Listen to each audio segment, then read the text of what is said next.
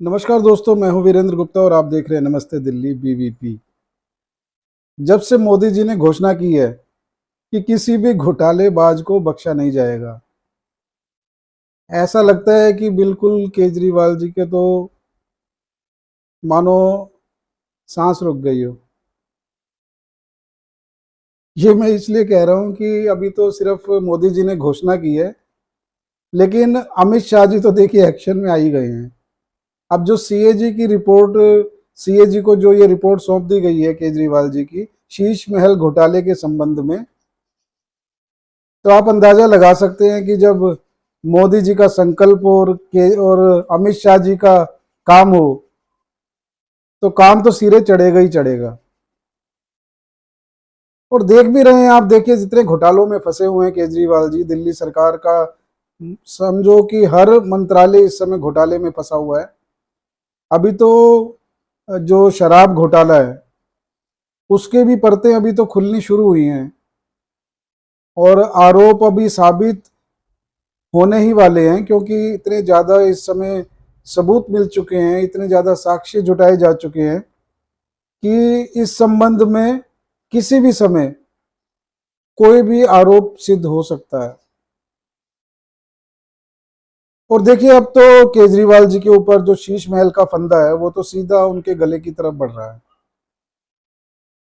कितना ही वो मुंह छुपा लें, कितना ही बचा लें, अगर उन्हें लगता है कि वो मुंह नहीं खोलेंगे और धीरे धीरे समय के साथ ये मामला दब जाएगा, तो लगता नहीं कि ऐसा होने वाला है।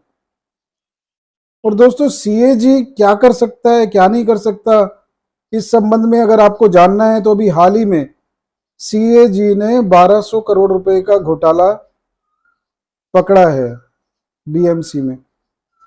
अब उद्धव ठाकरे और संजय राउत देखे मुंह छुपाते हुए फिर रहे हैं, क्योंकि सीएजी के सामने देखिए कोई भी चीज छुप नहीं सकती। फाइनेंस डिपार्टमेंट की जो चीज होगी या जो अधिकारियों की जो फाइलें होंगी उन्हें बिल्कुल क्रॉस चेक किया जाएगा और एक एक पैसे का पूरा हिसाब निकाला जाएगा। तो आप समझ सकते हैं कि कितने बड़ी मुसीबत में ये लोग फंसने वाले हैं। और केजरीवाल जी का जो जहां तक मामला है, देखिए शीश महल घोटाले पे कुछ नहीं बोलते। 45 करोड़ रुपए का ये घोटाला शुरू में था, लेकिन ये बढ़ते बढ़ते जो है कुल मिलाकर 171 करोड़ रुपए तक पहुंच चुका है। जो कांग्रेस के वरिष्ठ नेता हैं अजय माकन जी, उन्होंने तो आरोप लगाया था कि जो ये 45 करोड़ ही नहीं है सिर्फ, क्योंकि अगर ये पूरा देखा जाए घपला घोटाला तो ये 171 करोड़ तक पहुंचता है।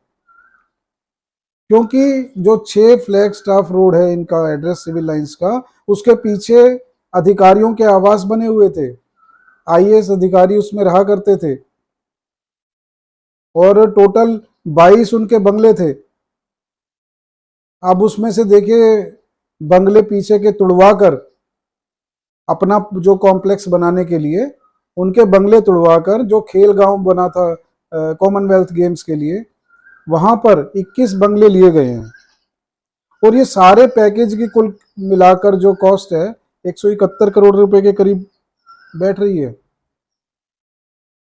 अब देखिए सीएजी जो है सारी प्रशासनिक और वित्तीय गड़बड़ियों की जांच करने वाली है कि पैसा कहां से आया, कहां गया, फाइलों में क्या दर्ज हुआ और क्या खर्च हुआ, ये सारी बातें सामने आएंगी। और जैसा कि आप जानते ही हैं कि देखिए छत गिरने का मामला था, जो इनके सौरभ भारद्वाज जी हैं आम आदमी पार्टी के, उन्होंने आरोप लगाया था कि घर की छत गिरती है। इनके जो पिताजी हैं इनके ऊपर गिरते गिरते बची छत, वो तो भगवान का शुक्र है कि बच गए। लेकिन हुआ क्या, अगर छत गिरनी थी या उस पे होना था तो मामला सिर्फ छत गिरने का है ही नहीं। अब सीएजी रिपोर्ट ये पता लगाएगी कि कौन सी छत गिरी, कहाँ पे रिनोवेशन हुआ, क्योंकि जहां पे छत गिरी, जहां पे रिनोवेशन हुआ, वो बंगला तो है ही नहीं, वो तो मौजूद ही नहीं है वो बंगला, उसकी जगह तो नया बंगला बन चुका है। अब जो ये पैसा धांधली करके निकाला गया, इसमें तो देखिए जो इनका वित्त मंत्रालय फाइनेंस डिपार्टमेंट है वो भी स्क्रूटनी के घेरे में आएगा। अब ये सारी की सारी जो घपला घोटाला इसकी जांच कर रहे थे सी राजशेखर, जो आपको पता है विजिलेंस डिपार्टमेंट के चीफ सेक्रेटरी हैं, उन्होंने पिछले दिनों में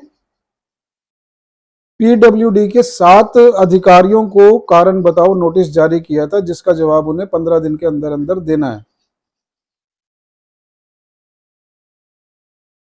अब देखिए 7 अधिकारी तो जवाब देंगे ही देंगे, लेकिन इस सब मामले में जो इनके देखिए अभी नए नए बने हैं, सौरभ भारद्वाज जी नए नवेले मंत्री हैं, जैसे ही सुप्रीम कोर्ट ने आदेश दिया कि ट्रांसफर पोस्टिंग का अधिकार दिल्ली सरकार को बहाल किया जाता है, 24 घंटे भी नहीं बीते थे, उन्होंने तुरंत इनके ऊपर रंगदारी का झूठा आरोप लगाकर, जैसा कि बताया जा रहा है झूठा, बिल्कुल झूठा आरोप लगाकर इनको बर्खास्त कर दिया।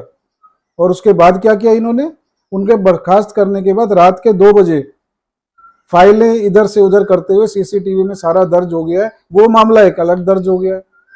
कहां कहां बचेंगे बताइए। अब अजय माकन जी का खुलासा क्या रंग लाता है, और जो इनकी करतूतें हैं ये जो दिखाई दे रही हैं, ये कहां कहां है देखिए, अपने लिए जो है ना मुसीबतें बढ़ाते जा रहे हैं, बढ़ाते जा रहे हैं। तो ये जब जो है एक मामले से निकलते नहीं दूसरे मामले में फंसते जा रहे हैं, तो धीरे धीरे धीरे धीरे करके भ्रष्टाचार की दलदल में इतना ये फंसते जा रहे हैं कि जिससे निकलने का भी इन्हें कोई रास्ता नजर नहीं आ रहा।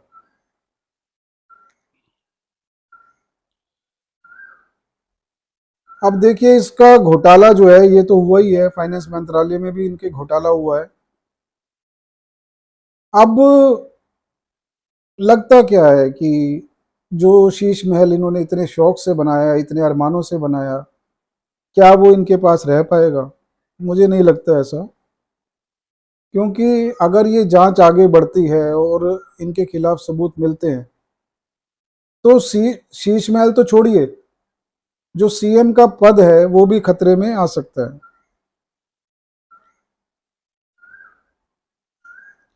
अब देखिए अध्यादेश जो आने के बाद है, अब अध्यादेश तो आया, लेकिन उसके बाद अध्यादेश कितनी बड़ी आफत ला सकता है केजरीवाल जी के ऊपर, इसका उन्हें एहसास था। इसलिए अध्यादेश आते ही पूरे भारत भ्रमण पर निकल गए, साथ में ले लिया पंजाब के मुख्यमंत्री भगवंत मान को।